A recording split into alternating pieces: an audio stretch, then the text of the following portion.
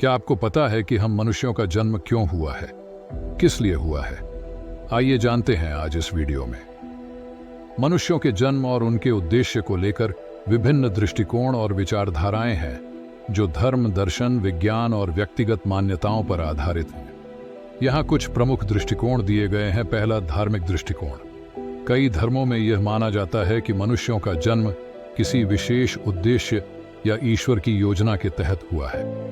उदाहरण के लिए, हिंदू धर्म में मानव जन्म को मोक्ष प्राप्ति के अवसर के रूप में देखा जाता है, यानी आत्मा की मुक्ति। ईसाई धर्म में यह माना जाता है कि मनुष्य को ईश्वर की आराधना करने और उसके उद्देश्य को पूरा करने के लिए पैदा किया गया है। दूसरा, वैज्ञानिक दृष्टिकोण। वैज्ञानिक दृष्टिकोण के अनुसार मनुष्यों का जन्म जैविक विकास, इवोल्यूशन का परिणाम है। जीवों का धीरे धीरे विकास होता गया और समय के साथ बुद्धिमत्ता का विकास हुआ, जिसने मनुष्यों को अस्तित्व में लाया। विज्ञान इस बारे में कोई विशेष उद्देश्य निर्धारित नहीं करता कि मनुष्यों का जन्म क्यों हुआ है, बल्कि यह जैविक और प्राकृतिक घटनाओं का परिणाम मानता है। तीसरा, दार्शनिक दृष्टिकोण।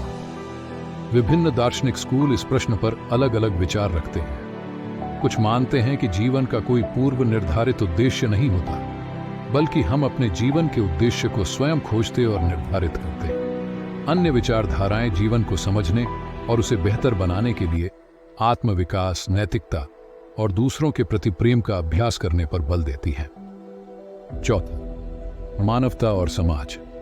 कुछ विचारधाराएं यह कहती हैं कि मानव जीवन का उद्देश्य समाज की सेवा, अन्य लोगों की मदद करना और दुनिया को एक बेहतर स्थान बनाना है। इसके लिए ज्ञान अर्जित करना, नैतिक जीवन जीना और दूसरों के साथ सद्भाव बनाए रखना महत्वपूर्ण होता है। अंततः, मनुष्यों के जन्म का उद्देश्य एक व्यक्तिगत और सांस्कृतिक सवाल है, जिसका उत्तर हर व्यक्ति और समाज अपने दृष्टिकोण से देते हैं। क्या आप किसी विशेष दृष्टिकोण के बारे में और जानना चाहेंगे तो हमें कमेंट करें।